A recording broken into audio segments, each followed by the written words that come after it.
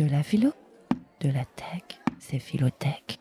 Alors Emmanuel, on parle beaucoup des biais dans le domaine de l'IA, notamment en soulignant le fait qu'ils doivent être minimisés, voire totalement supprimés si c'est possible. Mais de quoi parle-t-on exactement quand on parle des biais ? Alors, c'est une excellente question que personne ne semble vraiment se poser, malheureusement. Alors, tu te souviens que j'avais évoqué la question du niveau d'abstraction qui devait être adapté aux besoins pour traiter efficacement des problématiques liées à l'IA. Eh bien, avec les biais, on est exactement dans cette situation où on utilise un terme de manière extrêmement abstraite. Quand on parle de biais, on se réfère essentiellement à une déviation dans le traitement de l'information. Mais en fait, le mot biais, il recouvre un large spectre de significations. Ça peut renvoyer aux biais scientifiques, statistiques, médiatiques, culturels, algorithmiques ou encore cognitifs. Donc le champ est très large. Du coup, limiter ou supprimer les biais, ça impose d'abord de déterminer quels biais doivent être considérés.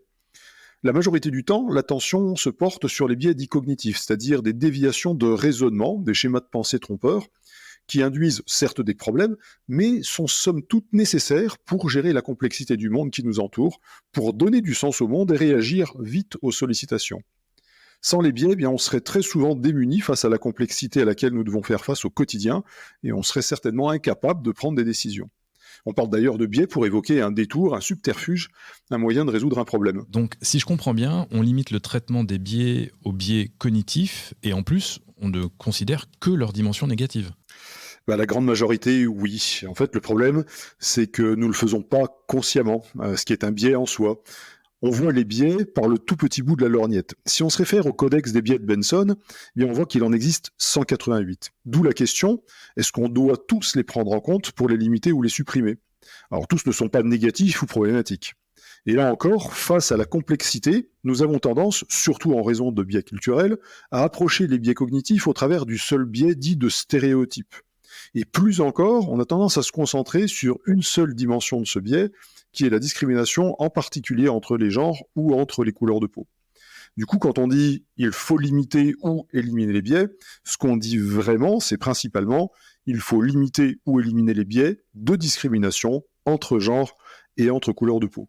Et là, on voit à quel point on a réduit le spectre extrêmement large de la question des biais à essentiellement deux aspects spécifiques. Or, cette réduction, eh bien, elle est le produit de plusieurs biais. Donc, le problème des biais est lui-même approché d'une manière biaisée. Ouais, alors toi, je te vois venir, tu vas me dire que ça pose un problème éthique. Bien vu, ben oui, ça pose un problème éthique énorme qui est celui de notre objectivité face à ces questions. Ça questionne notre rapport à nos connaissances et à l'admission de leurs limites. Ça pose même une question hautement métaphysique. Est-ce qu'un monde dépourvu de biais est souhaitable ?